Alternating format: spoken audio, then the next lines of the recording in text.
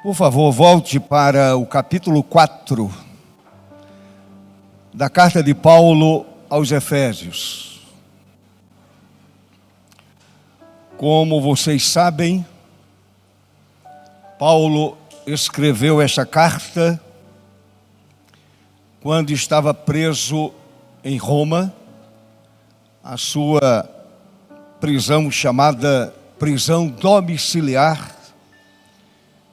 E ali ele escreveu esta carta aos Efésios, igreja fruto do seu labor missionário. Quando da segunda viagem missionária, Paulo, frequentando a sinagoga, ali apresentou a pessoa de Jesus e se inicia o trabalho naquela cidade importante. Na terceira viagem missionária de Paulo, ele permaneceu. Na segunda viagem foi um período curto. Na terceira viagem, Paulo permaneceu pelo menos por 3 anos, pregando, ensinando, apresentando o Evangelho. Somente na escola de Tirano, alugada para a pregação do Evangelho, ali ele passou 2 anos, pregando a santa e preciosa palavra do Senhor nosso Deus. Os eruditos afirmam que Paulo permaneceu na cidade de Éfeso, na terceira viagem missionária, durante 3 anos. Portanto, estamos falando de Paulo, fundador da igreja, e que escreveu esta carta quando estava preso na cidade de Roma, na chamada prisão domiciliar. Efésios 4, 29. Olhe para a Escritura. Não saia da boca de vocês nenhuma palavra suja, mas unicamente a que for boa para edificação, conforme a necessidade, e assim transmita graça aos que ouvem. Amém. Podem sentar, por favor. A gente vai orar. Curve a sua cabeça diante do Senhor e a gente vai à presença de Deus mais uma vez.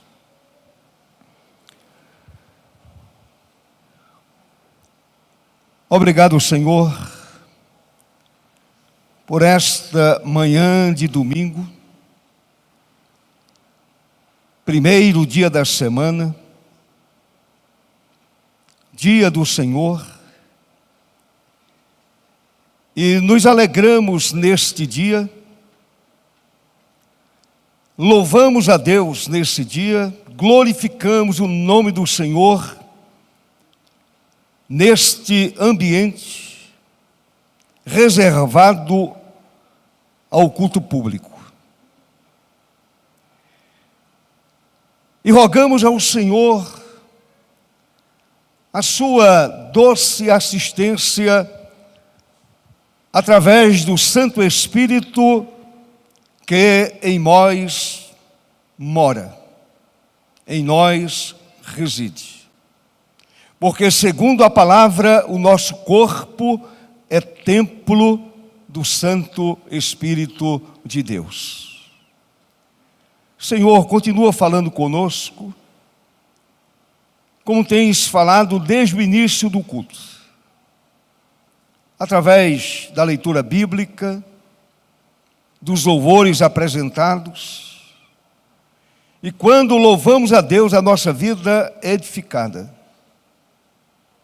Quando lemos a palavra, o Senhor está falando diretamente conosco. Quando oramos, estamos falando com Deus, sabendo que Ele nos ouve. E agora, Deus misericordioso, usa o teu servo, usa-me apenas como instrumento em tuas mãos, para o louvor do teu nome, para a glória do teu nome, em nome de Jesus. Amém. Palavras que edificam.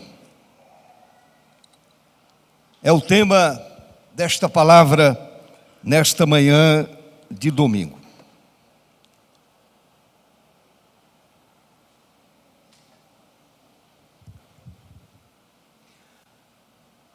A partir do verso 25 deste capítulo 4 de Efésios, Paulo faz uma listagem de virtudes cristãs que são sinais de vida e saúde espiritual no coração, na mente, na alma, na vida de pessoas regeneradas e transformadas pelo poder do Salvador Jesus Cristo. O trecho está cheio de preciosos conselhos referentes à vida prática dos crentes. Até porque a Bíblia é um livro prático. As cartas são cartas práticas para a vida comunitária, para a vida do povo que chama pelo nome do Senhor. Algo muito claro, por exemplo, no verso 25, Paulo orienta o crente a abandonar a mentira e falar a verdade. Agora você é crente, nascido de novo, recebeu o dom da vida, recebeu a pessoa do Espírito Santo. Esqueça a mentira do passado. As inverdades ditas por você, então fale agora a verdade como convém aos eleitos de Deus, como convém aos crentes. No verso 26, Paulo diz: não deixe o sol se pôr sobre a ira. Paulo está dizendo, vocês podem até se irar, é um direito de vocês. É um direito humano, agora não pequem. Não cometam a tolice de pecar por conta da ira de momento. No verso 27, Paulo diz: olha, não dê lugar ao diabo. Não abra brechas em sua vida para a ação do inimigo, para a ação do caluniador. Não ofereça lugar ao diabo. Verso 28, Paulo diz que o crente precisa praticar a honestidade e ainda trabalhar duro. Trabalho é uma honra. Trabalho é bênção. Trabalho nasceu no coração de Deus, desde o início da criação. Trabalho não desonra ninguém. A preguiça desonra. A preguiça ofende a Deus. A preguiça desonra a família e desonra a sociedade. E é abominação a Deus. No verso 30, Paulo diz que o crente não pode entristecer o Espírito Santo com práticas carnais. E são tantas. Infelizmente, o meu tempo é muito curto e eu não tenho tempo suficiente para declinar cada prática carnal, que infelizmente a gente ainda percebe no meio do povo que chama pelo nome do Senhor. A igreja deveria ser completamente diferente. Ou o crente deveria ser completamente diferente, sendo luz do mundo e sal da terra, abandonando práticas carnais. No verso 31, Paulo diz que o crente precisa exorcizar da vida amargura, cólera, ira, blasfêmia e malícia. Evidentemente, essas coisas não acontecem em nosso meio. É um meio santo, quase beirando a perfeição. A gente sabe que não é verdade. A gente encontra em nosso meio amargura, gente amargurada, cólera, ira, blasfêmia, malícia. E no verso 32, Paulo diz que o crente precisa ser para o outro que está em Cristo benigno, compassivo e perdoador. É o que a gente mais vê no meio da gente. É algo visível, claro, quase palpável. Benigno, compassivo e perdoador. Então, meus amados, são conselhos interessantes que nós devemos avaliar, e não somente avaliar, nós devemos praticar. No verso 29, Paulo nos manda avaliar as palavras que proferimos. Aquilo que sai da nossa boca. Aquilo que sai do nosso coração, passa pela nossa mente e sai pela nossa boca. Então Paulo diz que devemos avaliar aquilo que proferimos. Deixe-me dizer algo importante a vocês. Eu julgo importante. Eu avalio importante. As palavras podem mostrar até que ponto uma pessoa está envolvida com o Senhor Jesus. É com o uso da sua língua. É aquilo que você diz. Ouvindo uma pessoa, a gente pode avaliar até que ponto aquela pessoa está envolvida com o Senhor e envolvida com lealdade. As palavras revelam até que ponto a pessoa está cheia do Espírito Santo de Deus. Sabem por quê? Porque a boca falará da abundância espiritual da alma.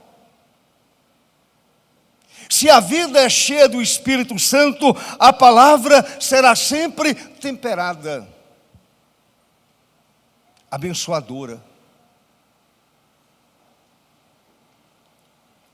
A palavra sem tempero espiritual fere, constrange e envergonha, pois demonstra o espírito do mundo.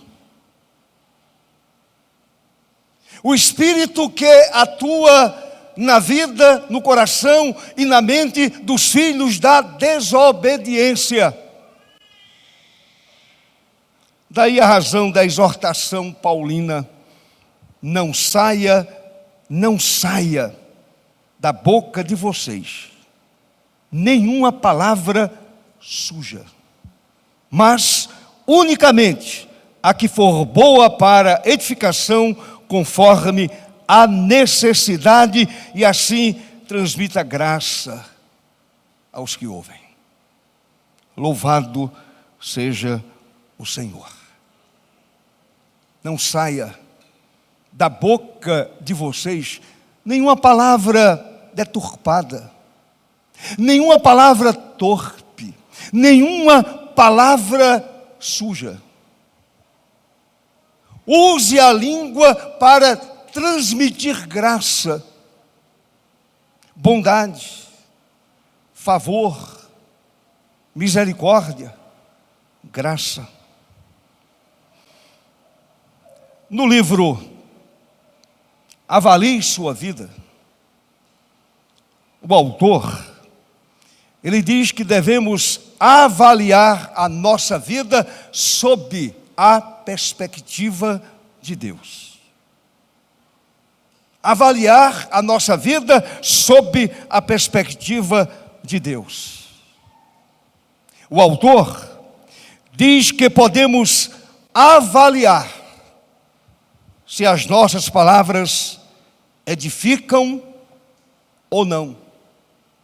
E ele faz algumas perguntas interessantes, que sinalizarão se as nossas palavras são relevantes ou não. E eu gostaria de declinar aquilo que ele escreveu.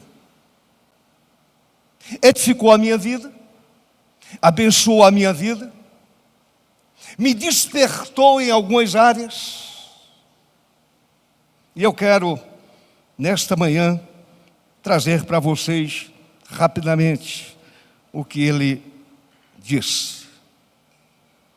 Primeiro, quantas vezes o Espírito Santo leva você a falar com alguém ou guia você a pronunciar palavras de bênção? Avalie sua vida. Avalie sua caminhada. Avalie o seu cristianismo. Avalie a sua vida. Meus amados, meu querido irmão, minha querida irmã, o que você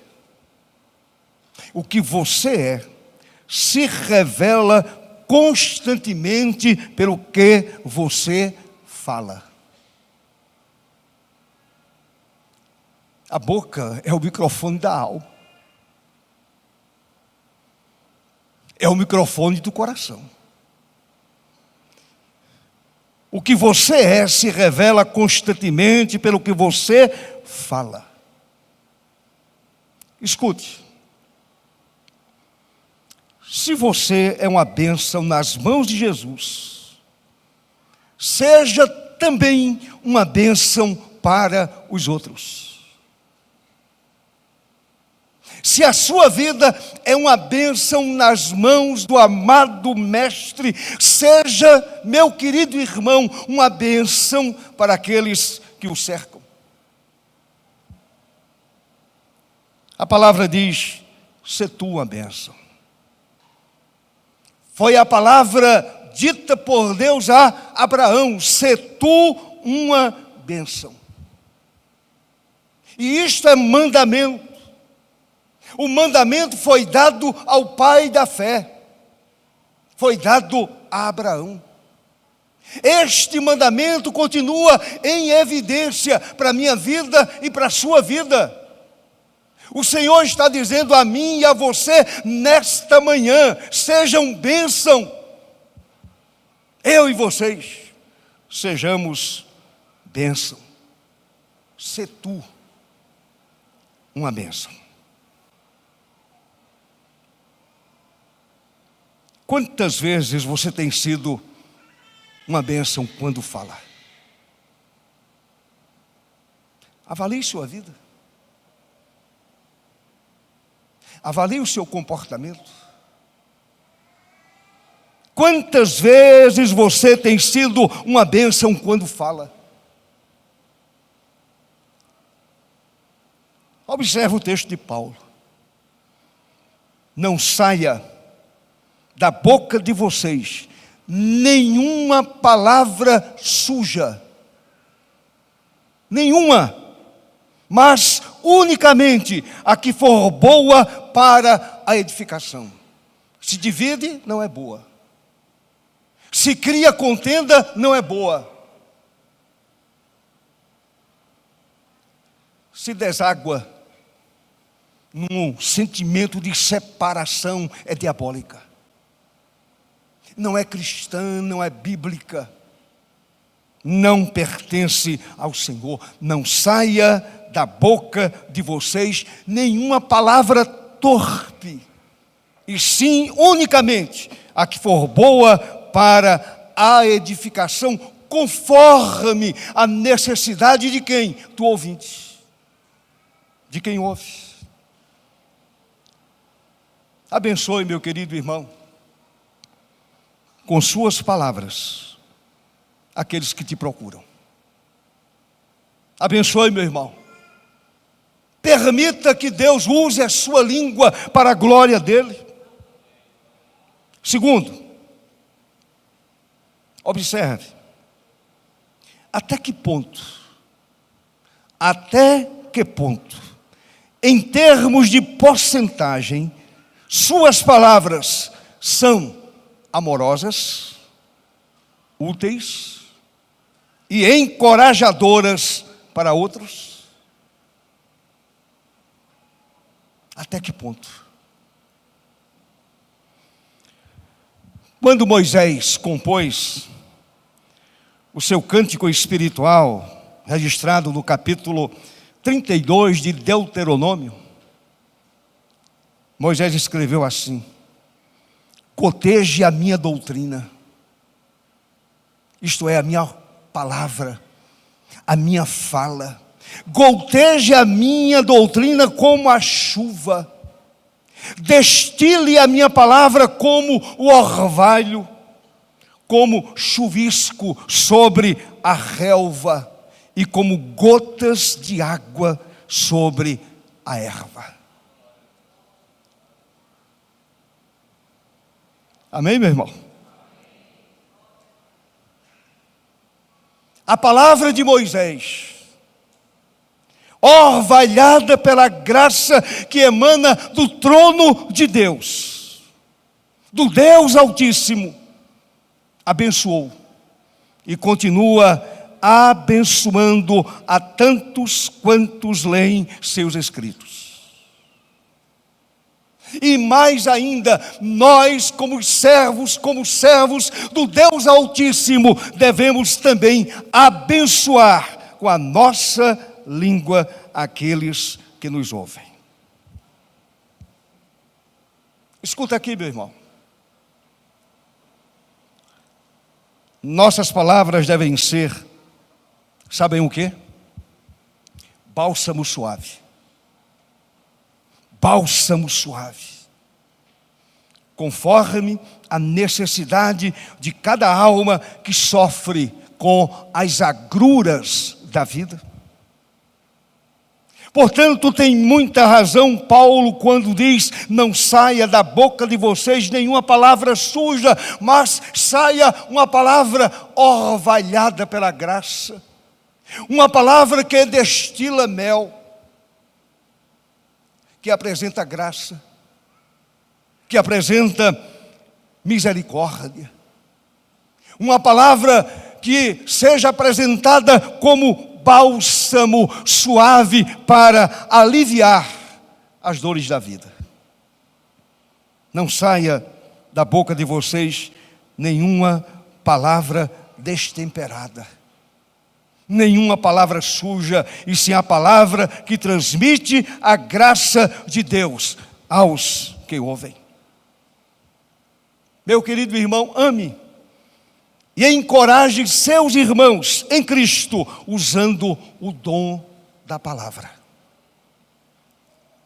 Seja um encorajador, seja um abençoador, não seja um crítico mordaz, não seja um crítico perverso. Deixe-me continuar porque o tempo hoje. Terceiro, que porcentagem dos seus comentários, isso é sério, meu irmão, que Deus tenha misericórdia de nós, que Deus tenha misericórdia de você e de mim, Deus tenha misericórdia de nós, Deus tenha misericórdia da igreja, Que porcentagem dos seus comentários sobre outras pessoas, principalmente quando elas estão ausentes, é positiva e apreciativa em lugar de negativa?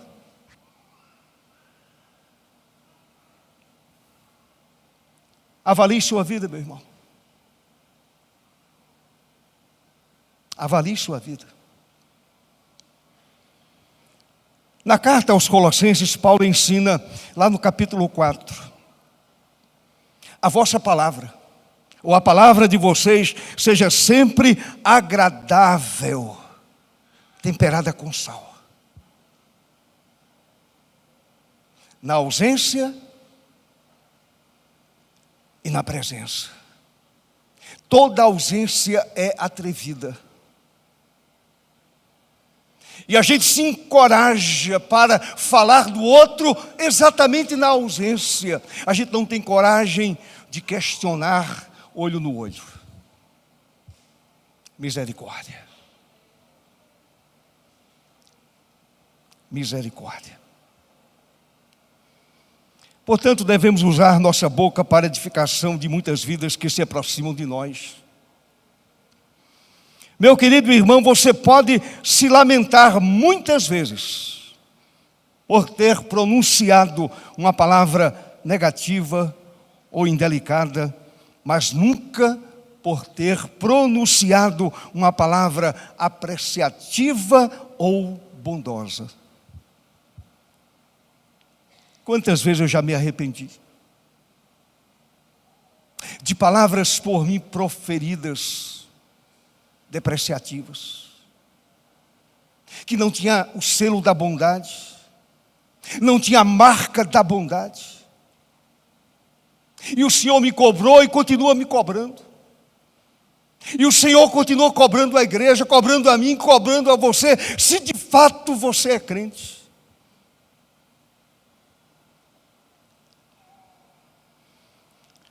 Se as palavras dos nossos lábios e o meditar do nosso coração forem agradáveis a Deus, certamente serão agradáveis aos ouvidos daqueles que nos ouvem. Daqueles que nos ouvem.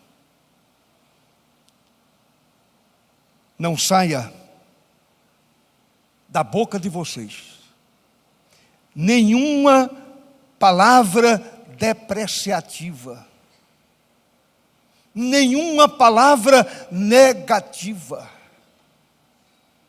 Pastor, o senhor está defendendo o erro, o pecado? Não, jamais, nunca. Mas até com aquele que peca, eu preciso ser misericordioso e bondoso, como foi o meu Senhor e o seu Senhor, o meu mestre e o seu mestre. Eu dizia ontem no culto matinal, falando a respeito de outro conselho maravilhoso de Paulo. Eu dizia, meus irmãos, eu fico imaginando aquela mulher apanhada em adultério, levada à presença de Jesus, jogada aos pés do mestre. O adúltero foi escondido. A lei dizia que os dois deveriam ser apedrejados. Levaram apenas a parte mais frágil. Levaram a mulher. E queriam pegar Jesus. E o Senhor disse, olha, aquele que não comete erro, não comete pecado, seja o primeiro a atirar a pedra. Ninguém atirou. E olhando para aquela mulher de uma forma bondosa e misericordiosa, não de forma negativa, não usando uma palavra negativa, ele diz, mulher, onde estão os teus acusadores? Certamente ela levanta a cabeça, olha em volta, a ninguém vê. Não os vejo, Senhor. Eu também não te condeno. Vai em paz. E não volte nunca mais para a vida antiga. Vá em paz e não peque mais. Então, meus amados, devemos imitar o nosso amado Mestre. Que as nossas palavras sejam edificadoras. Não saia da vossa boca nenhuma palavra suja, nenhuma palavra torpe, nenhuma palavra que desonre a Deus. Em quarto lugar, estou terminando. Em que porcentagem das suas conversas mais longas, no trabalho, na escola, na universidade, em qualquer ambiente, e aqui está um apelo evangelístico, ao labor evangelístico. Em que porcentagem das suas conversas mais longas você introduz uma referência a Jesus, à bondade divina, a Bíblia, a palavra de Deus? Às vezes, a gente passa 2 horas conversando com um descrente, falando de futebol, de política, e até brigando por causa de futebol e de política. A gente passa um tempo enorme falando sobre carro, sobre viagens, falar sobre negócios. São coisas legítimas. Não estou dizendo que é pecado falar sobre futebol, conversar sem brigar sobre política, sem ficar com raiva do outro, sem ficar odiando o outro, conversar sobre viagens, sobre qualquer coisa. Agora, o crente precisa introduzir no meio da conversa a pessoa de Jesus. Falar da bondade de Deus, da misericórdia divina, falar da palavra de Deus. A Bíblia ensina que os crentes devem aproveitar as oportunidades para falar de Jesus e da bondade do Senhor. Não deixe passar em branco, meu irmão. Viajando, em qualquer situação, introduza o nome maravilhoso de Jesus em sua conversa. Fale do amor de Deus, fale da Bíblia, fale do Evangelho, fale de Jesus. Na carta aos Colossenses, Paulo diz que devemos sim aproveitar as oportunidades. Não deixe as oportunidades escaparem. As testemunhas de Jesus não podem silenciar, porque se elas silenciarem, as pedras clamarão e as vidas continuarão desesperadas. Meu querido irmão, você faz parte de um mundo desesperado, ou mora numa sociedade, habita no meio de uma sociedade desesperada. E você conhece Jesus, você conhece o caminho, você conhece a Bíblia, você conhece o Evangelho, você conhece o Senhor Jesus. Fale dele, apresente a pessoa de Jesus, apresente o Evangelho, diga que há esperança em Cristo Jesus para este mundo desesperançado, para aquele amigo sem esperança, para aquele colega de trabalho que está desesperado, aquele colega da universidade que está vivendo um momento de aflição. Fale de Jesus, fale de Deus, fale da esperança. Os crentes não podem ficar calados. Devemos falar aos desesperados, aqueles que estão sem Deus, sem perdão, sem salvação, caminhando a passos largos para a perdição eterna. eterna. Meu querido irmão, você foi chamado para testemunhar sobre essas coisas. Foi chamado para testemunhar de Jesus. Não saia da boca de vocês nenhuma palavra suja, mas saia da sua boca o nome Jesus. Saia o nome Evangelho, saia o nome Caminho, saia o nome Verdade, saia o nome Vida. Fale de Jesus, transmita graça àqueles que escutam você. E finalmente, em quinto e último lugar,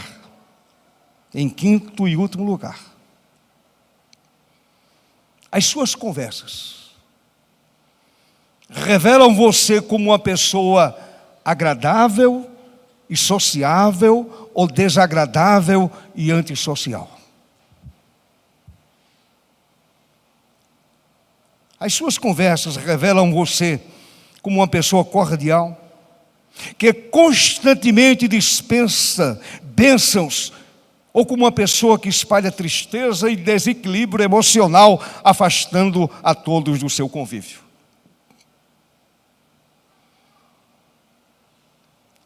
Meu querido irmão, a nossa conversa, sendo guiada pelo Espírito Santo, escute, cura os quebrantados de coração. Amém? Cura os quebrantados de coração. Proclama libertação aos cativos. Põe em liberdade os algemados. Consola os que choram, transforma angústia em louvor a Deus, derrama óleo de alegria em vez de pranto, e transforma cinzas em coroa, para o louvor do Senhor, para a glória de Deus. Uma vida realmente nascida de novo, e comprometida com Jesus, suas conversas revelam que ela é uma pessoa extremamente agradável, mas ainda conciliadora e aglutinadora,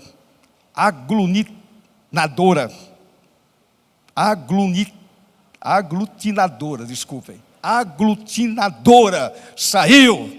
Glória a Deus. Então, uma pessoa conciliadora, aquela que aglutina, que reúne, que une, que está interessado no bem do outro.